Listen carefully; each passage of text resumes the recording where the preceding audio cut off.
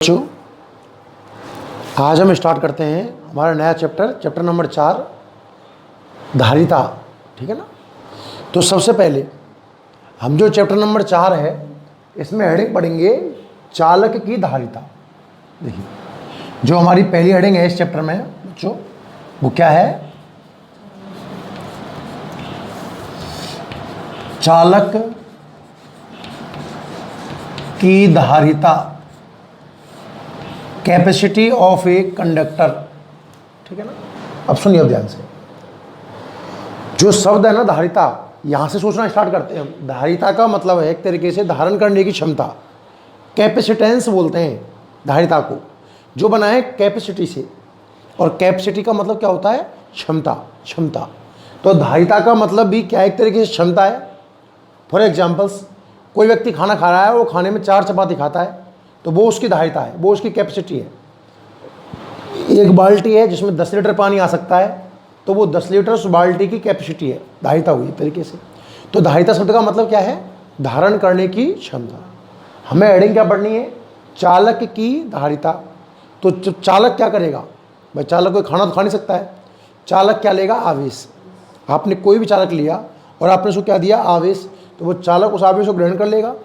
For example, आपने चालक लिया, उसको 1 कूलम आवेश दिया, उसने ले लिया बाई चांस, 2 कूलम भी ले लिया, 3 कूलम भी ले लिया, 4 कूलम भी ले लिया, तो कोई ना कोई तो एक ऐसा आवेश आएगा जिस पर वो चालक क्या हो जाएगा? फुल। उसके बाद वो चालक आवेश नहीं लेगा। या मैं ऐसा कहूँगी, कोई भी चालक अधिकतम कितना आवेश ग्रहण कर सकता है, इसे बोलते हैं हम चालक की धारिता। हेडिंग क्या है? चालक की धारिता। धारिता आप समझ गए ना, धारण करने की क्षमता। तो चालक की धारिता की परिभाषा है कि किसी चालक द्वारा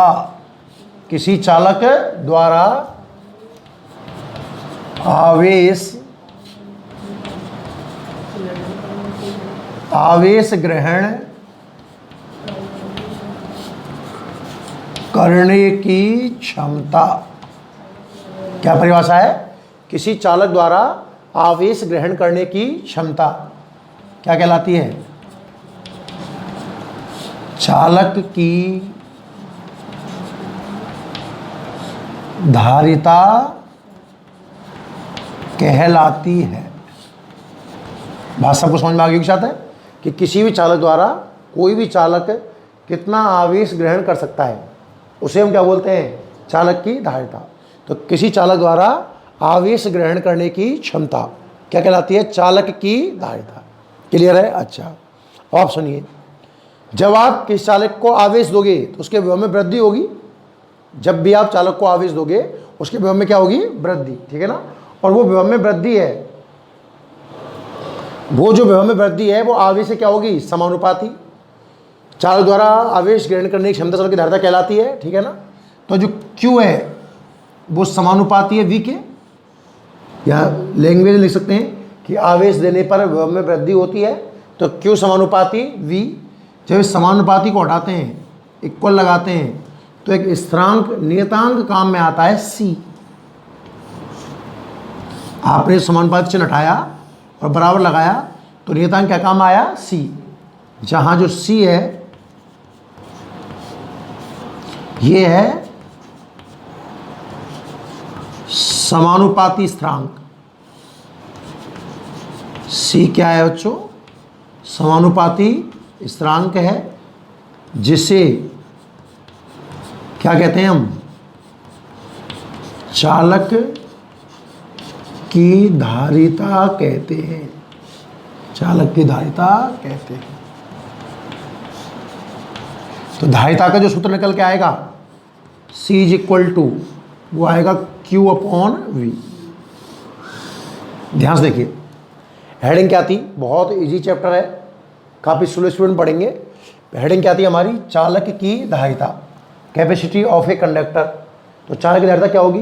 कि किसी भी चालक द्वारा आवेश ग्रहण करने की क्षमता। डेफिनेशन अच्छे से याद होनी चाहिए भाई। किसी भी चालक द्वारा आवेश ग्रहण करने की क्षमता उस चालक की धारिता कहलाती है। Q समानुपाती है V के, समानुपाती को हटाऊंगा बराबर कांस्टेंट काम में आएगा C, Q बराबर CV। यहाँ C समानुपाती स्थिरांक है इसे हम क्या बोलते हैं, चालक की धारिता। और C इज इक्वल टू कितना आ गया, Q अपॉन V। क्लियर कहानी यहाँ तक, ठीक है। इसके बाद में कुछ छोटी मोटी बातें की जाए। देखो धारिता के बारे में और बात की जाए। सबसे पहला चलो प्रतीक से स्टार्ट करता हूं। तो धारिता का प्रतीक क्या है, C। अरे फॉर्मूले में C इज इक्वल टू आया ना, तो धारिता का प्रतीक क्या है, C, पहली बात। दूसरी बात, अगर बात की जाए इसके मात्रक की, किसकी बात की जाए, मात्रक की, तो धारिता का मात्रक क्या आएगा, सूत्र से अगर मैं देखूं तो C is equal to Q upon B है। Q का मतलब क्या है, आवेश, तो आवेश का मात्रक क्या होगा, कूलाम। और नीचे V का मतलब क्या है, विभव, इसका मात्रक क्या होगा, वोल्ट। तो जो इसका मात्रक निकल के आएगा बच्चों, वो निकल के आएगा कूलाम बटे वोल्ट। या ये काम में हम नहीं लेंगे, इसका एक स्टैंडर्ड मात्रक है फैरड। क्या है, फैरड, कैपिटल F। याद रखना, इसका जो मात्रक होता है धारिता का, अच्छे से याद कर लेना, वो क्या होता है बच्चों, फैरड। याद करने योग्य बात है, ठीक है ना। अच्छा, अब आप देखोगे कि फैरड है वो अपने आप में बहुत बड़ा मात्रक है। जैसे आपको मैंने चैप्टर नंबर 1 में बताया था कि आवेश का मात्रक क्या होता है, कूलाम, पर कूलाम बहुत बड़ा मात्रक है। तो आपने देखा कि प्रश्नों में आपको micro coulomb, nano coulomb, pico coulomb, इन सब शब्दों का उसने इस्तेमाल किया था। तो ऐसे ही आप थोड़ी देर बाद दिखाऊंगा आपको आज ही कि धारिता अपने आप में एक बहुत बड़ा मात्रक होता है। तो कुछ छोटे मात्रक भी काम में लिए जाते हैं, जैसे कि माइक्रोफैरड। तो माइक्रोफैरड का मतलब हो जाएगा 10⁻⁻⁶ farad. Nanofarad 10⁻⁻⁹ farad. Picofarad 10⁻⁻12 farad. समझ में आ रहा है ना। तो ये क्या हो जाएगा, इसका मात्रक। क्लियर है। अच्छा, मात्रक के बाद में हम विमा निकाल सकते हैं। देखो इसकी विमा कैसे निकलेगी, देखो ध्यान से, इस सूत्र का उपयोग कर लो। ऊपर क्या है, आवेश, कूलाम। तो बच्चों कूलाम की विमा है A1T1। क्या विमा है, A1T1। नीचे क्या है, विभव। नीचे क्या है, विभव। विभव का सूत्र आपको याद है, चैप्टर नंबर 3 में पढ़ा है, W upon Q। W upon Q। तो यहाँ W मतलब कार्य की विमा, M1L2T-2 अपॉन Q ऊपर पहुंच जाएगा, और Q की वापस से A1T1। इसको ढंग से लिख दीजिए। विमा कितनी आएगी, देखो M-1, नीचे है ना M, ऊपर जाएगा तो -1 हो जाएगा, है ना, L-2, ठीक है। T-2 ऊपर गए तो प्लस के 2 हो गए, और प्लस के 2 ऑलरेडी बैठे हुए, तो T4 और A2। धारिता की जो विमा है बच्चों कितनी निकल के आई है, M-1, L-2, T4 और A2। क्लियर है। अच्छा, फिर बात करें कि ये सदिश राशि है, अदिश राशि है। जो चालक की धारिता है ये कैसी राशि है, याद रखना, अदिश। यह है अदिश राशि, याद रहे कैसी राशि है, अदिश। यहां तक कहानी समझ में आई आपको सबको, क्लियर है एकदम, बिल्कुल। बहुत थ्योरेटिकल क्वेश्चन है, कोई भी क्वेश्चन बन सकता है, इसलिए मैं सारे क्वेश्चन बहुत क्लियरली लिख रहा हूं। सबसे पहला क्वेश्चन क्या है हमारा, चालक की धारिता किसे कहते हैं। चालक की धारिता किसे कहते हैं, इसका आंसर क्या होगा कि किसी भी चालक द्वारा आवेश ग्रहण करने की क्षमता, उस चालक की क्या कहलाती है, धारिता। जब हम आवेश देंगे तो विभव में वृद्धि होगी, Q समानुपाती B, Q बराबर CV। C समानुपाती स्थिरांक है, जिसे हमने क्या नाम दिया है, चालक की धारिता। और C का सूत्र कितना आया, Q upon V। C is equal to कितना आया, Q अपॉन V। फिर कुछ छोटी मोटी बातें की हमने इसके बारे में। धारिता का जो प्रतीक है बच्चों, धारिता का जो प्रतीक है वो क्या रहेगा, C, ठीक है। फिर हमने किसकी बात की, इसके मात्रक की। मात्रक क्या है, कूलाम बटे वोल्ट। इतना फेमस नहीं है जितना क्या है, फैरड, ठीक है ना। फिर आपने क्या निकाल दी, इसकी विमा। और ये कैसी राशि है, अदिश। कैसी राशि है, अदिश। क्लियर है यहाँ तक, ठीक है। अच्छा, अब बात करते हैं कि धारिता किन बातों पर डिपेंड करती है और किन बातों पर डिपेंड नहीं करती है। अच्छे से देखना। अच्छा, देखो सूत्र में धारिता का सूत्र देखूं तो C इज इक्वल टू कितना है, Q अपॉन V। धारिता का सूत्र अच्छे से आप याद कर लेना सूत्र को, C is equal to Q upon V। C is equal to Q upon V। तो सूत्र को देखकर हमें पता चलता है कि धारिता आवेश और विभव पर निर्भर कर रही है। भाई किसी भी चीज़ की निर्भरता हम इससे ऐसे तो देखते हैं कि सूत्र देख लो, उस सूत्र में कौन कौन सी भौतिक राशियाँ आ रही हैं, उन पर वो निर्भर कर रहा है। तो सी का फॉर्मूला क्या है, C is equal to Q upon B. तो सूत्र को देखकर हमें ऐसा लग रहा है कि धारिता आवेश और विभव पर निर्भर कर रही है, पर यह सत्य नहीं है। याद रखना, धारिता क्यू और बी पर डिपेंड ही नहीं करती है। क्यों, इसका आंसर मैं समझाता हूं आपको। यदि धारिता क्यू और बी पर डिपेंड करती है तो आपको लगेगा कि सी समानुपाती है क्यू के और सी व्युत्क्रमानुपाती है बी के। सी समानुपाती है क्यू के, इसका मतलब क्यू का मान डबल करने पर सी का मान डबल हो जाना चाहिए। भाई जो सी क्यू के समानुपाती है ना, तो अगर मैं क्यू जितना बढ़ाऊंगा सी उतना ही तो बढ़ना चाहिए। क्यू डबल करूं तो सी भी क्या होना चाहिए, डबल। पर आप ध्यान से देखो, जब आपने क्यू डबल कर दिया मतलब कितना कर दिया, 2q, तो क्यू तो बी के समानुपाती है। अगर आप आवेश रख देते हो सपोज 2q, हाँ है ना, और आपने कहा कि आवेश किसके समानुपाती है, विभव के, तो आवेश दुगना हो गया होगा तो विभव भी तो दुगना हो गया होगा। अब विभव भी थोड़ी आएगा, कितना आएगा, 2b। 2 ने 2 को मार दिया, देखो अभी भी आंसर वही q बटा b ही आ रहा है। बात समझ में आई कि नहीं आई। सूत्र को देखकर ऐसा लगता है कि चालक की धारिता यानी आवेश और विभव पर निर्भर कर रही है क्या, पर एक्चुअल में ये q और b पर निर्भर नहीं करती। क्यों, क्योंकि जिस अनुपात में q चेंज होगा उसी अनुपात में b चेंज होगा।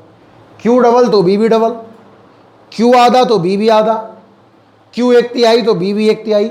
इसका मतलब इन सी पर इस चीज़ से कोई फर्क पड़ने वाला नहीं है। मोस्ट इंपॉर्टेंट बात है, तो मैं इसको लिख दूं कि धारिता का मान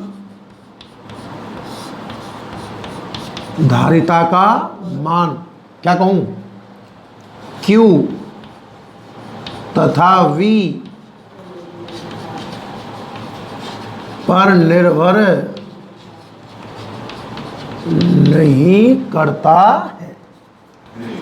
क्यों नहीं करता है, क्योंकि ये कौन, Q और B, ये परस्पर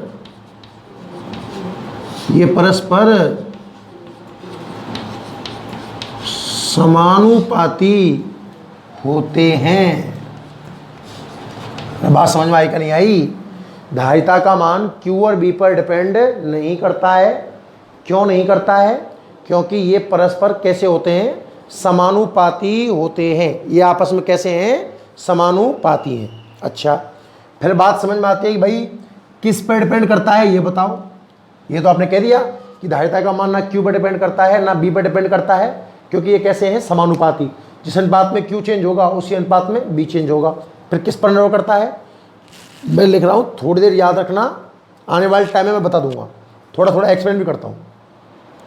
बच्चों एक तो डिपेंड करेगा ये किस पर, चालक के क्षेत्रफल पर। आपने पिछले चैप्टर में पढ़ा है कि जब हम चालक को आवेश देते हैं तो वो आवेश कहाँ फैलता है, सतह पर। जब चालक को आवेश देते हैं तो आवेश कहाँ फैलता है, सतह पर।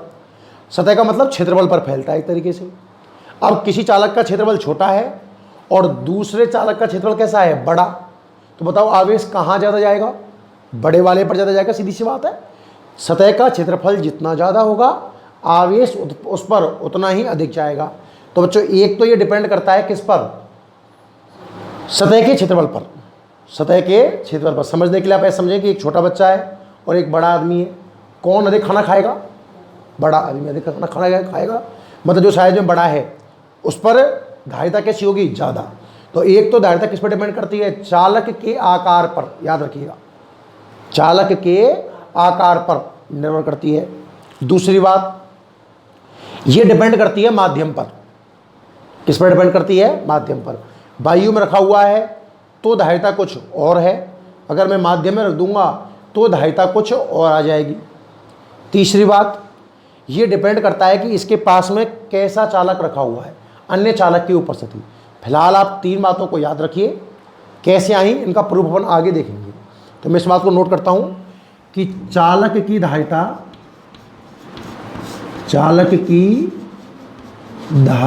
बोलिए किस किस पर डिपेंड करती है, चालक की धारिता चालक के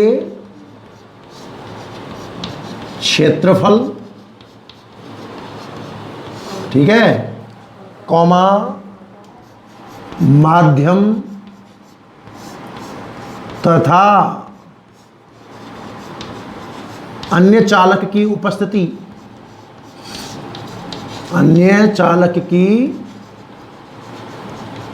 उपस्थिति पर निर्भर करती है। चालक की धारिता एक तो डिपेंड करती है किस पर, चालक के क्षेत्रफल पर, दूसरा डिपेंड करती है उसके माध्यम पर, और तीसरा डिपेंड करती है अन्य चालक की उपस्थिति पर। इन तीन बातों पर धारिता निर्भर करती है। क्लियर है कहानी यहाँ तक? ठीक है, तो आप स्क्रीन पॉज कर लें और एक बार फटाफट नोट कर लें। मैं आपको एक बार बोल के सुना दूं फटाफट, आप चाहो तो। सबसे पहले आपको नोट्स में हेडिंग लिखनी है चालक की धारिता। उसमें परिभाषा हो जाएगी कि किसी चालक द्वारा आवेश ग्रहण करने की क्षमता चालक की धारिता कहलाती है। फिर आप Q समानुपाती भी लिखोगे नीचे, Q बराबर CV। C समानुपाती स्थिरांक है जिसे हम चालक की धारिता कहते हैं। C का फॉर्मूला आएगा Q upon B, Q upon B, ठीक है। इसका जो प्रतीक है वो है C। मात्रक है कूलाम बटे बोल्ट या फैरड, फैरड, ठीक है। फैरड अपने आप में एक बहुत बड़ा मात्रक है। क्यों, मैं आपको आगे बताऊंगा इस चीज़ को। इसलिए हम छोटे मात्रक काम में लेते हैं, माइक्रोफैरड, नैनोफैरड, पिकोफैरड। बिमा आप इसके निकाल सकते हो आराम से। कैसी राशि है ये? अदिश। जो धारिता है वो Q और B पर डिपेंड नहीं करती। क्यों नहीं करती? क्योंकि Q और B आपस में कैसे हैं? समानुपाती। जिस अनुपात में Q चेंज होगा उसी अनुपात में V चेंज होगा, तो Q और B का अनुपात क्या रहेगा? कांस्टेंट, ठीक है। किस पर डिपेंड करता है? एक तो क्षेत्रफल पर, दूसरा माध्यम पर, और तीसरा किसी अन्य चालक की उपस्थिति पर। क्लियर है? तो आप ये सब जल्दी से नोट कर लीजिए।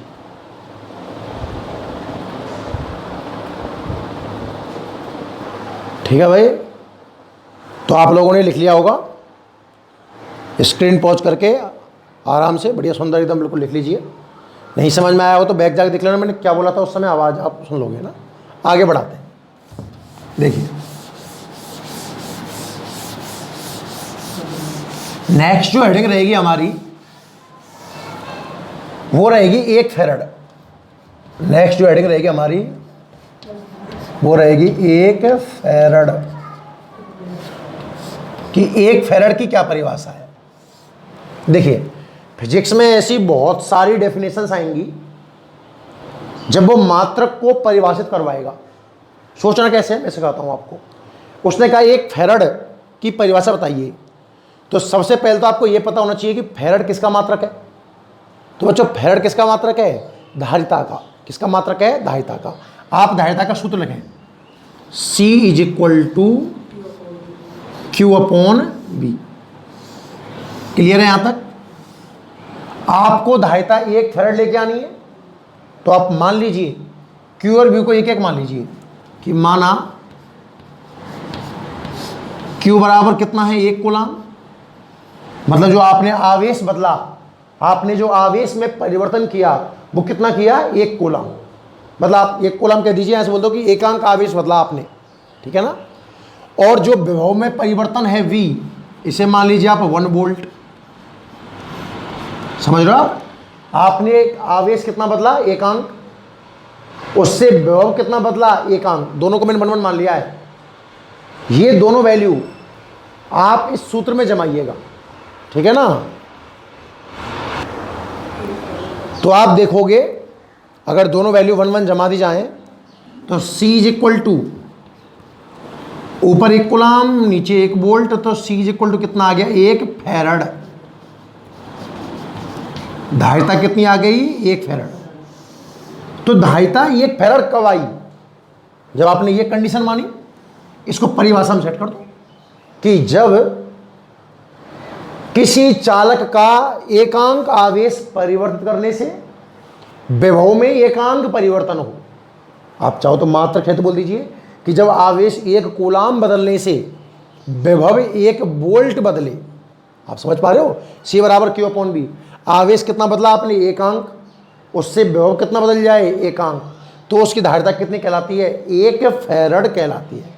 परिभाषा ये है जो आपको नोट्स में लिखनी है। ये समझने का तरीका है क्या, कि जब किसी चालक का आवेश एकांक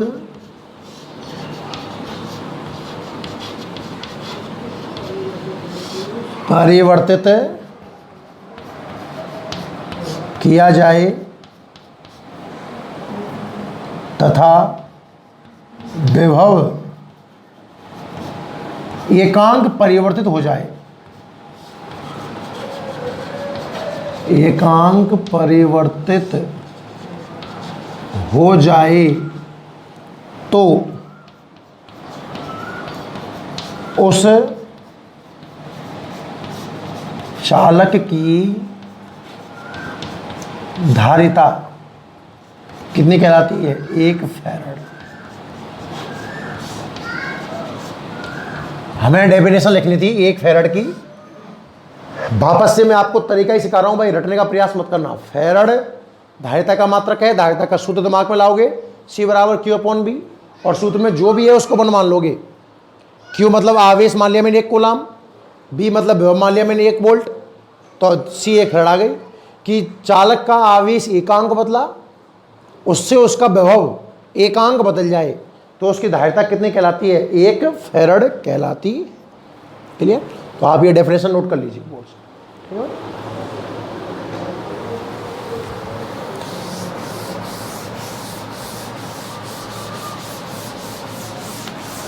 आगे देखते हैं। नेक्स्ट हेडिंग हमारी इसी में,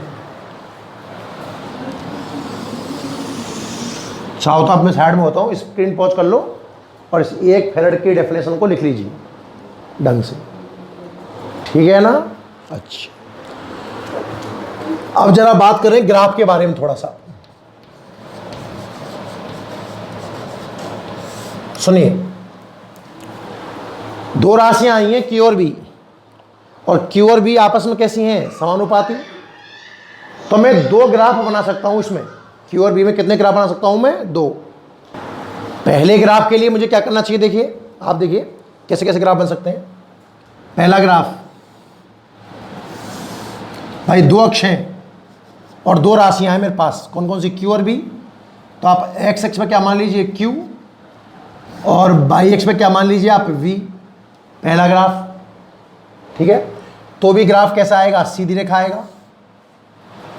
दूसरा ग्राफ, x अक्ष पे ले लें हम क्या, V, और y अक्ष पे क्या ले लें हम, Q। अभी भी तो समानुपाती हैं, तो भी ग्राफ कैसा आएगा, सीधी रेखा। तो पहली बात तो जब Q और B में ग्राफ बनाते हैं तो कैसा प्राप्त होगा, सीधी रेखा। अब इसमें एक टर्म आती है ढाल, सुना होगा आपने शायद ढाल के बारे में 11th क्लास में। ढाल क्या होता है, tan थीटा। ग्राफ द्वारा x अक्ष के साथ बनाया गया कौन, थीटा मान लीजिए, ये थीटा है, यहाँ ये थीटा है, समझ गए आप। और दिमाग में tan थीटा के बारे में सोचो, tan थीटा, tan क्या होगा, लंबवत आधार, कौन ये है तो एक समकोण त्रिभुज बनाओ दिमाग में इस तरीके से, ये कौन है तो लंब ये हो जाएगा, यानी कि लंब कितना आ गया, B, हाँ या ना, और आधार कितना आ जाएगा, Q। इसकी बात करूं तो ढाल, ये समकोण त्रिभुज बन गया, लंब बटे आधार, ये कौन है तो लंब कितना है, Q, और आधार कितना है, V। ध्यान से देखिए, Q/B कितना होता है, C, पर यहाँ तो B/Q आ रहा है, मतलब 1/C। यहाँ तो जो ढाल है बच्चों ये कितना है, 1/C, और इसमें ढाल क्या है, C। समझ में आया कि नहीं आया, मतलब इसमें तो C बराबर 1/ढाल आ गया। मेरी बात ये है, आप एक को भी लिख सकते हो, दोनों को भी लिख सकते हैं, कि अगर मैं Q और B के बीच में ग्राफ बनाऊं, बुद्धि का उपयोग करना, अगर हम किसके बीच में ग्राफ बनाएं, Q और B के बीच में ग्राफ बनाएं, तो उस ग्राफ की ढाल या ढाल का व्युत्क्रम धारिता को दर्शाता है। अगर आपने x अक्ष पर B लिया है और y अक्ष पर Q लिया है, तब तो ढाल ही धारिता है, हाँ है ना। और आपने एक्स एक्स पे लिया है Q और बाई पे लिया है B, तब ढाल का व्युत्क्रम क्या है, धारिता।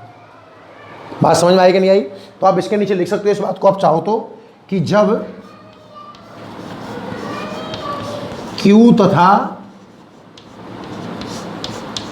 V के मध्य ग्राफ खींचा जाता है, ग्राफ खींचा जाता है, तो यह सीधी रेखा प्राप्त होता है, क्योंकि Q और V समानुपाती है ना, जिसकी ढाल या ढाल का व्युत्क्रम, जब Q और V के मध्य ग्राफ खींचा जाता है तो यह सीधी रेखा प्राप्त होता है जिसकी ढाल या ढाल का व्युत्क्रम धारिता को दर्शाता है। बात समझ में आई कि नहीं आई? तो आप ये लिख लीजिए, चलो जल्दी से स्क्रीन में पॉज कर लें और जैसे लिखना है ग्राफ के बारे में पूरी कहानी लिख लें। पहले आप ग्राफ बनाएं, दो तरह के ग्राफ बनाए मैंने, एक्स एक्स पे क्यू लेकर उल्टा सीधा दोनों तरह का ग्राफ बना लिया। एक बार तो ढाल ही धारिता है और दूसरी बार ढाल का व्युत्क्रम क्या है, धारिता। जल्दी बनाइए चलो, ठीक है।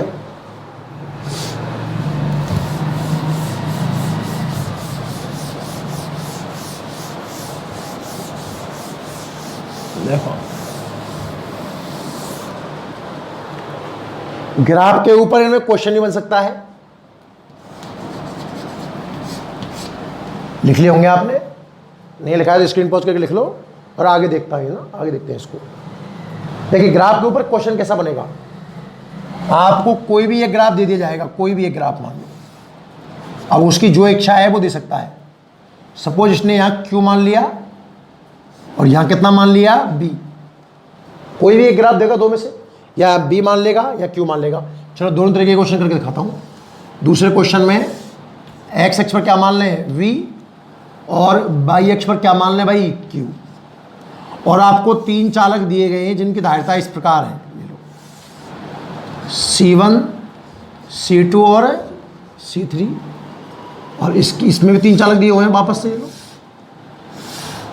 C1, C2 और C3।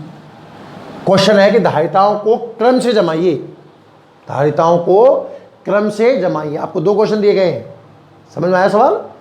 आपको ग्राफ बना के दिया है इसने, जैसे पहले इसने एक्स एक्स पे क्या लिया है, Q, और बाई पे क्या लिया है, B। दूसरे में इसने एक्स एक्स पर क्या लिया है, B, और बाई एक्स पर क्या लिया है, Q। और क्वेश्चन कह रहा है कि इन धारिताओं को क्रम से अरेंज करो, इन धारिताओं को क्रम से जमाइए। तो बच्चों कैसे करते हैं आप ध्यान से देखना। कई तरीके हैं इस क्वेश्चन को करने के, 4-5 तरीके हैं। मैं डायरेक्ट आंसर निकालने में सिखा सकता हूँ आपको, एक पैटर्न आप कोई सा भी सीख लीजिए। आंसर देखिए, पहले फर्स्ट का आंसर देते हैं और फिर सेकंड का आंसर देंगे ना, ऐसे। इसमें देखो इसका कोण θ1 मान लो, पहली है ना, इसका कोण θ2 मान लो, और इसका कोण कितना मान लो, θ3। कोण तो आपको एक्स अक्ष से ही देखना है। सबसे बड़ा कोण कौन सा लग रहा है, जाहिर सी बात है θ3 सबसे बड़ा होगा, θ2 उससे छोटा होगा और θ1 सबसे छोटा होगा। सेम काम इसमें कर लीजिए आप। क्या मान लें इसको, θ1, क्या मान लें इसको, θ2, और क्या मान लें इसको, θ3। सबसे बड़ा θ3, फिर θ2, और फिर आपका θ1। अच्छा, अब इन सब में tan लगा दें तो क्या tan θ3, tan θ2, tan θ1।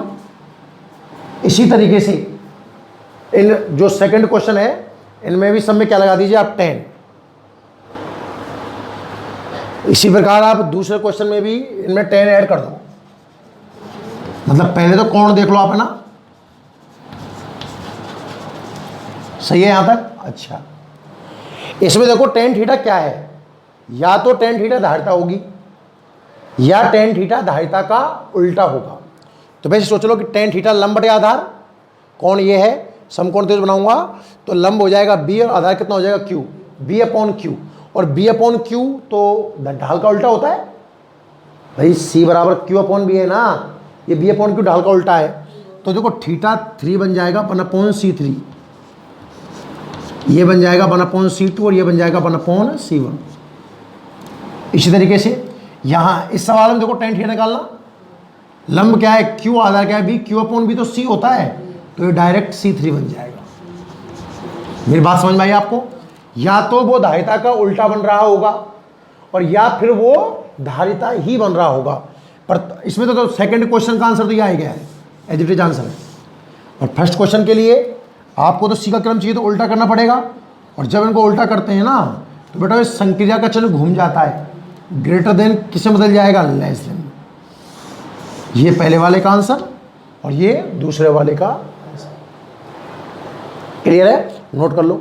और एक आध छोटा मोटा क्वेश्चन और देख लो, चलो एक क्वेश्चन और देख लो आपकी प्रैक्टिस के लिए, कुछ भी। ये लो, दो का ले लेते हैं, चलो है ना, समझने के लिए। इधर मान लो हमने मान लिया क्यू मान लो, और इधर हमने क्या मान लिया वी।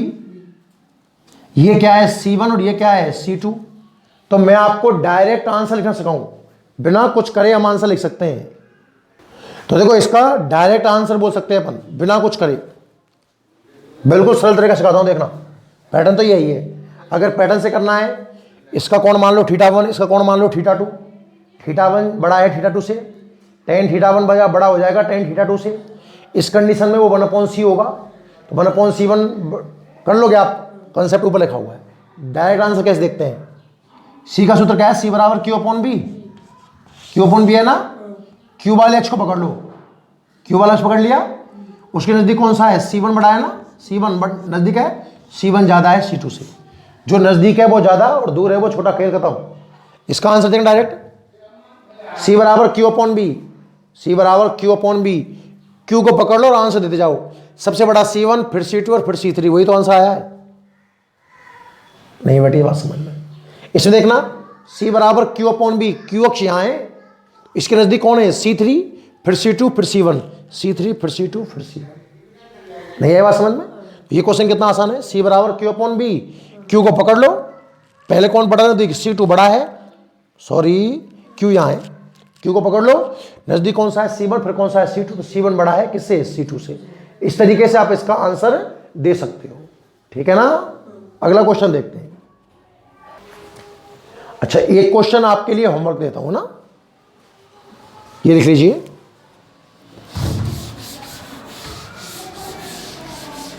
इस क्वेश्चन का जवाब देखो, मैंने पिछली वीडियो में आपसे कहा था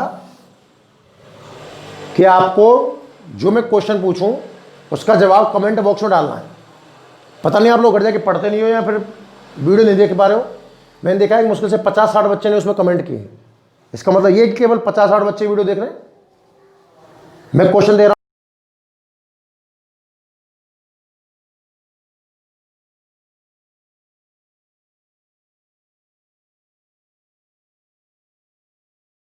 हूं, इसका जवाब आपको सबको कमेंट बॉक्स में डालना है।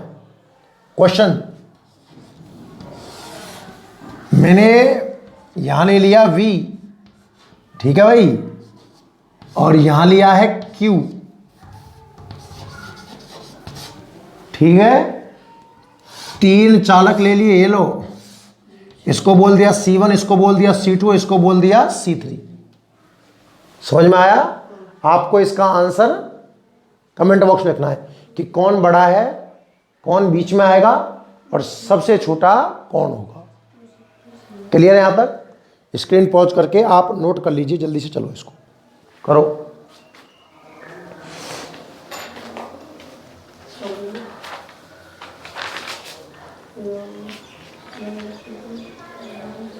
ठीक है यहां तक? नेक्स्ट हो गया ना?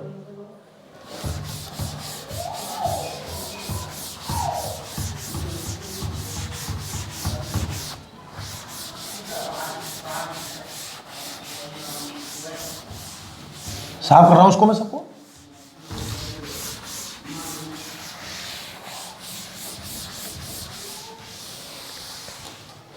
नेक्स्ट जो हेडिंग है काफी सरल है, बहुत छोटी सी हेडिंग है।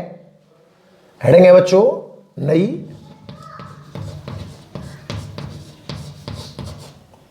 गोलाकार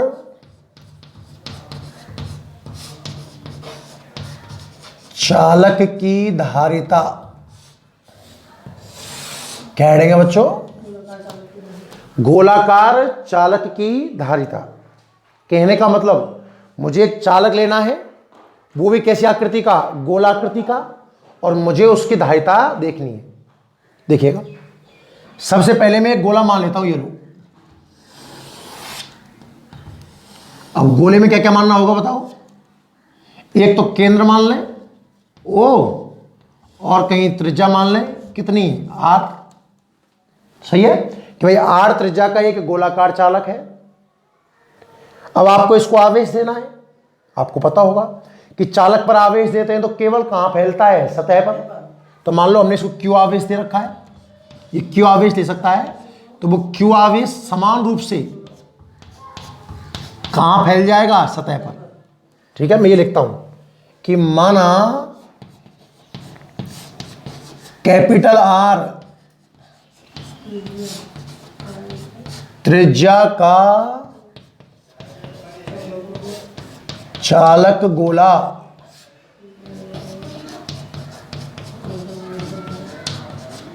चित्रानुसार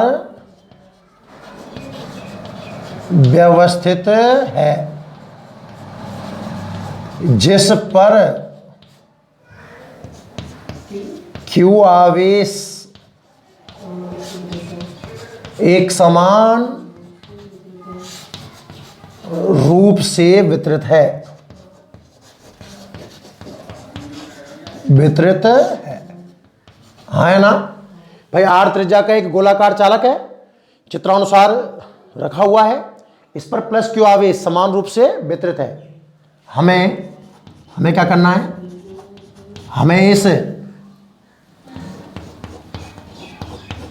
गोलाकार चालक की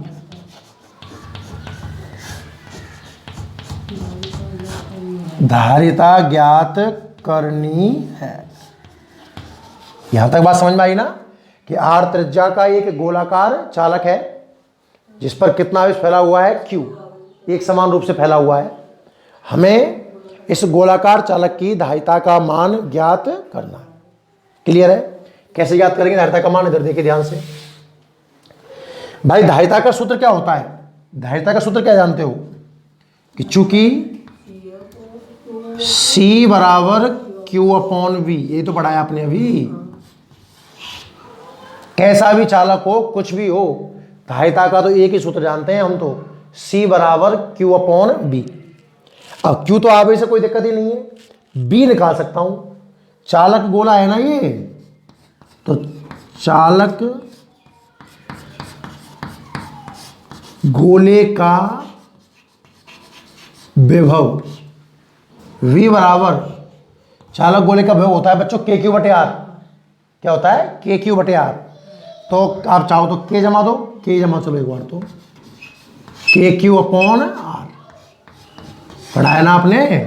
ठीक है। B का मान ऐसा करो, समीकरण नंबर 2 से कहां पुट कर दें? 1 में। समीकरण 2 से V का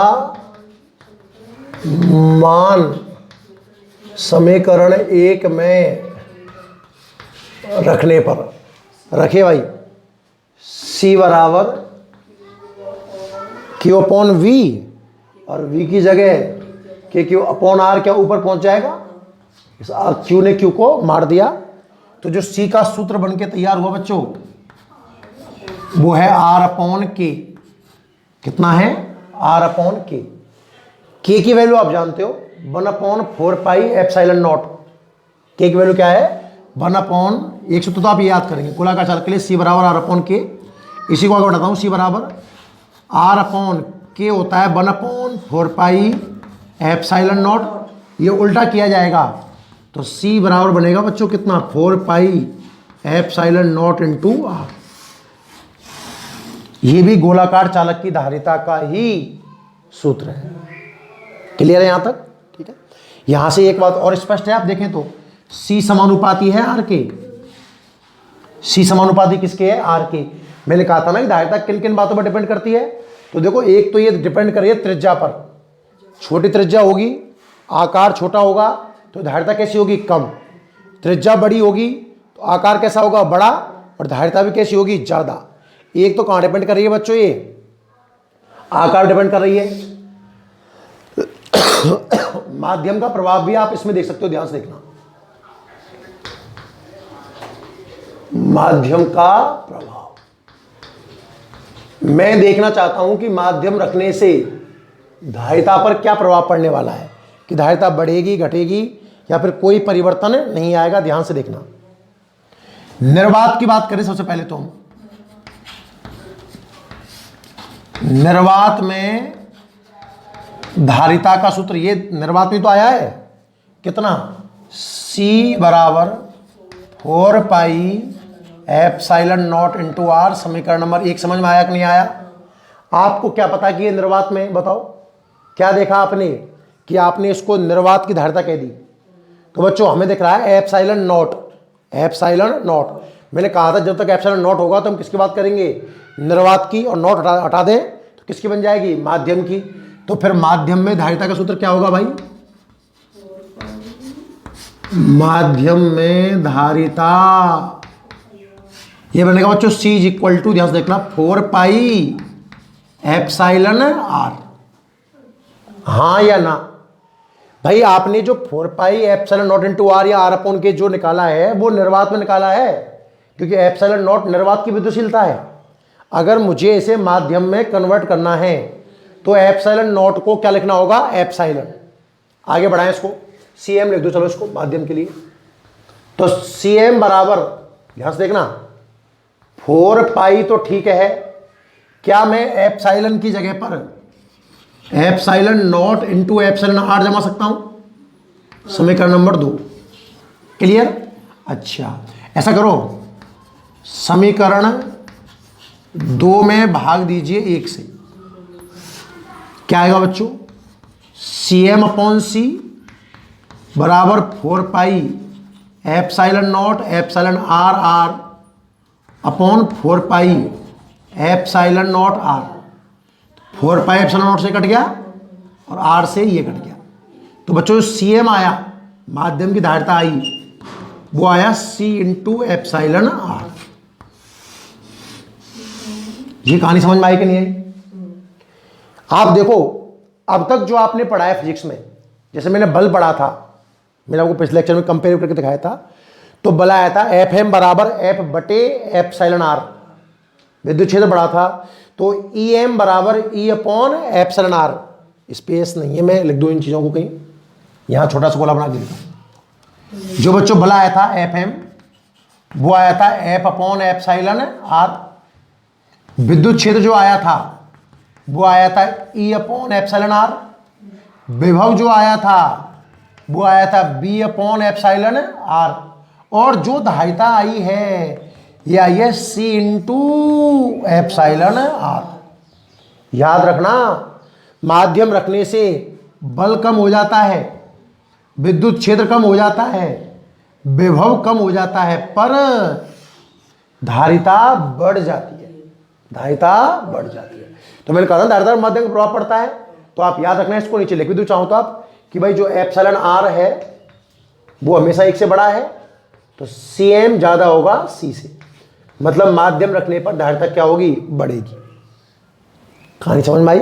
तो आप हेडिंग लिखिए पहले, गोलाकार चालक की धारिता, है ना, ये वाला लिख दीजिए पूरा पोर्शन यहां तक, और उसके बाद इसमें माध्यम का प्रभाव ऐड कर लेना। चलो नोट करो, स्क्रीन पॉज कर लो और स्क्रीन पॉज करके पूरा लिख लो ऐसे कैसा। बुक देना, बुक, ठीक है यहां तक। अब इसमें कुछ क्वेश्चंस देखते हैं अपन।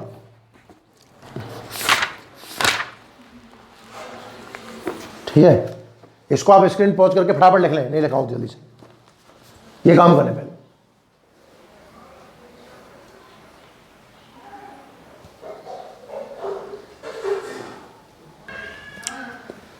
ठीक है ना, लिख चुके होंगे आप ये सब पूरा।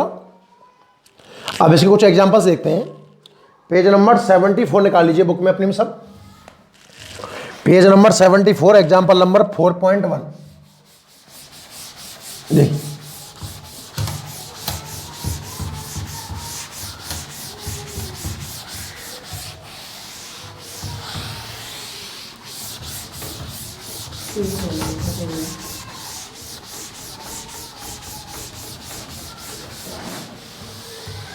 देखिए भाई एग्जांपल नंबर 4.1 क्या कहता है।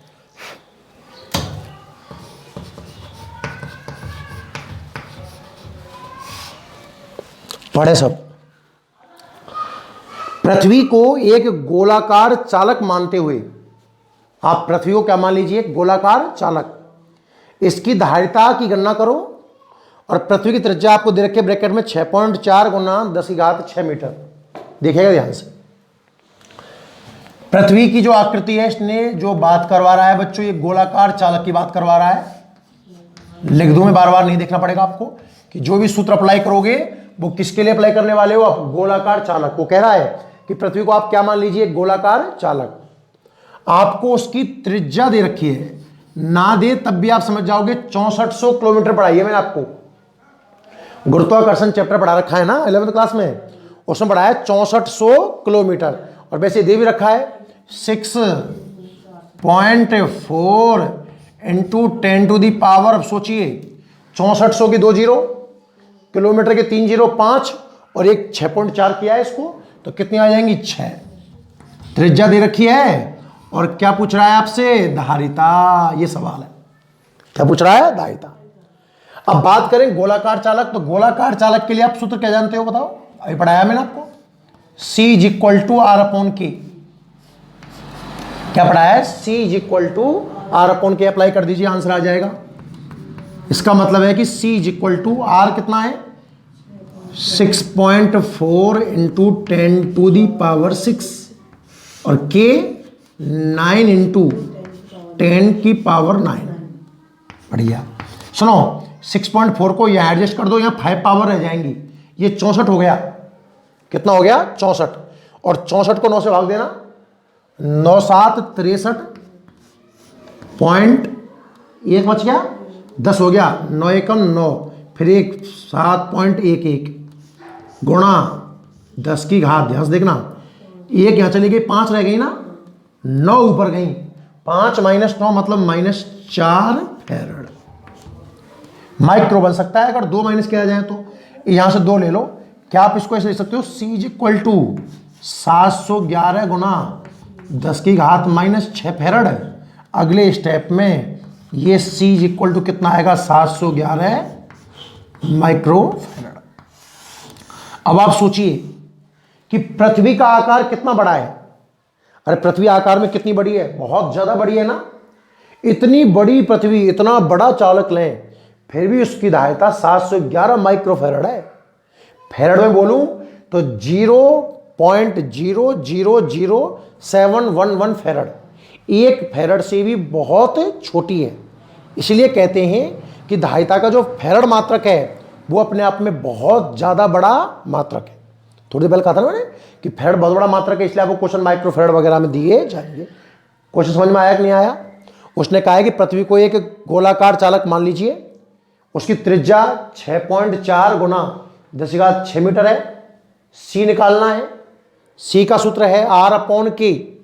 R 6.4 गुना 10⁻6, K 9 गुना 10⁻9।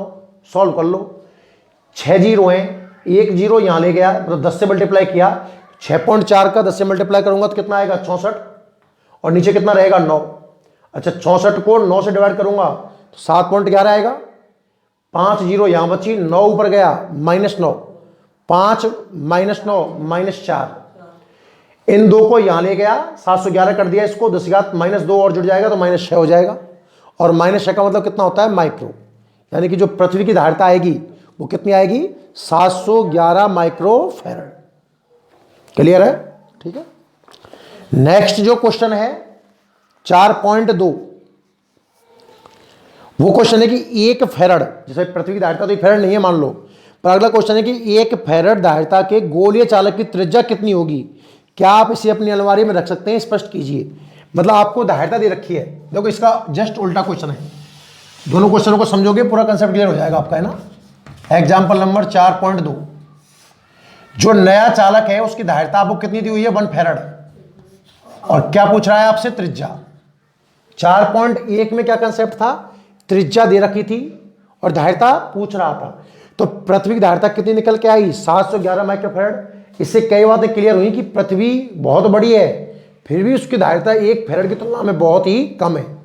अगला इसका उल्टा क्वेश्चन है कि अगर किसी चालक की धारिता 1 फैरड है तो उसकी त्रिज्या कितनी होगी? सोचिए। तो वही सूत्र त्रिज्या के लिए, C = R/K। क्या आपको त्रिज्या चाहिए? तो इसका सूत्र क्या बन जाएगा? CK। तो R = C कितना है? 1, और K कितना है? 9 × 10⁻9। यानी कि उस चालक की जो त्रिज्या निकल करके आएगी 9 × 10⁻9 मीटर। इतना बड़ा चालक होगा। अगर मैं किलोमीटर में भी चेंज कर दूं, अगर मैं इसको किलोमीटर में भी चेंज कर दूं, तो किलोमीटर में चेंज करने के 3 जीरो हटा देंगे हम यहां से, फिर भी कितनी बचेंगी? 6 जीरो। पता है इसमें कितनी बचने वाली है? 1 2 3 4 5 6 किलोमीटर। मतलब उसकी त्रिज्या कितनी होगी? पढ़ना कितनी संख्या हो गई? इकाई, दहाई, सैकड़ा, हजार, 10,000, इकाई, दहाई, सैकड़ा, हजार, 10,000, लाख, 10 लाख, 90 लाख किलोमीटर। हमारी पृथ्वी की त्रिज्या कितनी है? 6400 किलोमीटर। 6400 किलोमीटर। और अगर ऐसा चालक बनाऊं जिसकी धारिता कितनी हो? 1 फैरड, तो उसकी त्रिज्या होगी 90 लाख किलोमीटर। तो बताओ उसको अलमारी में रख सकते हैं क्या? अरे अगर उसको अलमारी में रख दोगे तो उस अलमारी को कहां रखोगे?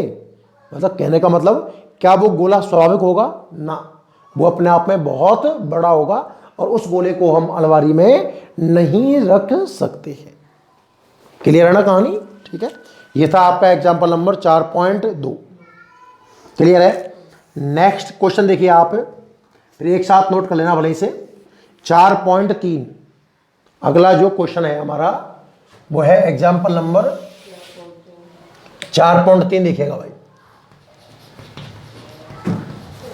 क्या कह रहा है, इसकी सुनो। यदि एक गोलीय चालक की वायु में धारिता 2 पिको फैरड है, C एयर कितनी है? 2 पिको फैरड। एयर बोल दो या एयर को ही हम लगभग वैक्यूम भी बोल सकते हैं, एक ही बात है, निर्वात बोल सकते हैं। 2 पिको फैरड। इसे किसी माध्यम में रखने पर धारिता 12 पिको फैरड है, C मीडियम 12 पिको फैरड। निर्वात में कितनी है? 2 पिको फैरड। माध्यम में कितनी है? 12 पिको फैरड। तो माध्यम के परावर्तकांक का मान कितना होगा? आपको जो मान निकालना है बच्चों वो एप्सिलॉन आर का निकालना है। समझ में आया? निर्वात में दे दी, माध्यम में दे दी और माध्यम का परावर्तकांक पूछ लिया। सूत्र क्या कहता है? Cm = C × epsilon R. थोड़ी देर पहले मैंने सिद्ध करके देखा था। मैंने कहा था कि जो बल आया है उसमें एप्सिलॉन आर नीचे आएगा। Fm = F/εr, Em = E/εr, Bm = B/εr, पर Cm बराबर होगा C × कि धारिता बढ़ती है ना, एप्सिलॉन आर। तो यहां से एप्सिलॉन आर का सूत्र क्या बन जाएगा बच्चों? Cm/C।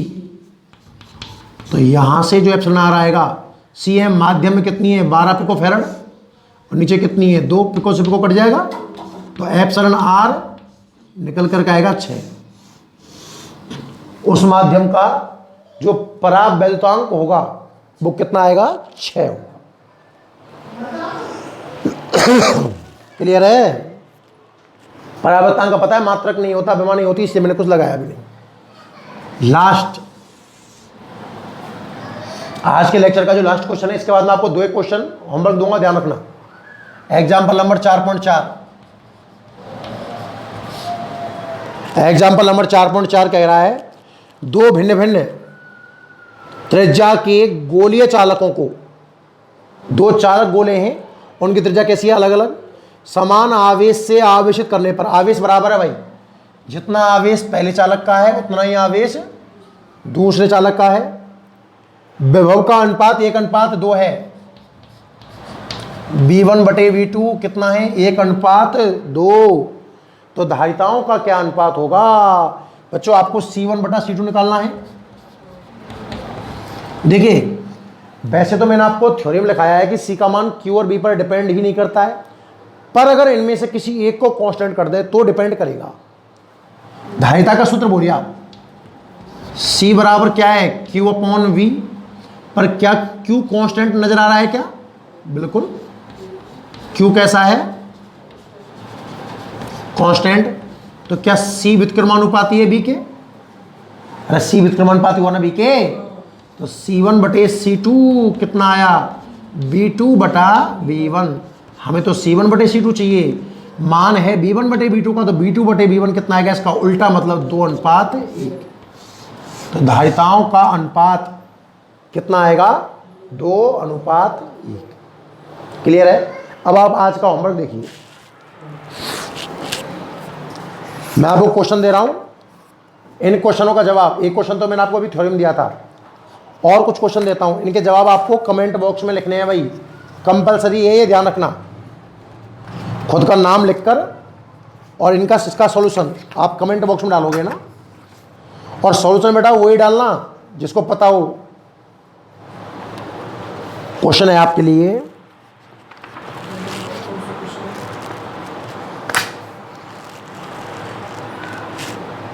ऑब्जेक्टिव क्वेश्चन नंबर 1 टिक करो, page number 90,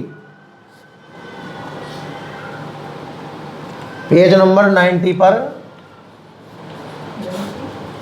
page number 90, objective question number 1, ठीक है। उसके बाद objective question number 5, objective question number 1, जो नहीं हो आप बोल देना भाई वो हमसे को नहीं हुआ है, आगे आने वाली वीडियो में सारे क्वेश्चंस नहीं कराऊंगा, केवल वही क्वेश्चन कराऊंगा जिनमें आपको डाउट होगा, तो पहले साथ में लेकर चल रहा हूं इसलिए आपके बार। Objective question number 1, objective question number 5, 2 question हो गए ना। अगला अति लघुत्रात्मक क्वेश्चन नंबर 3, पेज नंबर 91 पर, अति लघुत्रात्मक क्वेश्चन नंबर 3, अति लघुत्रात्मक क्वेश्चन नंबर 4, अति लघुत्रात्मक क्वेश्चन नंबर 8, ठीक है।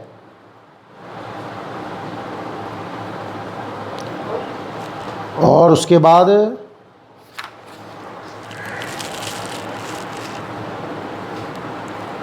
आंकिक प्रश्न, पेज नंबर 93, आंकिक प्रश्न पेज नंबर 93 पर पहला क्वेश्चन,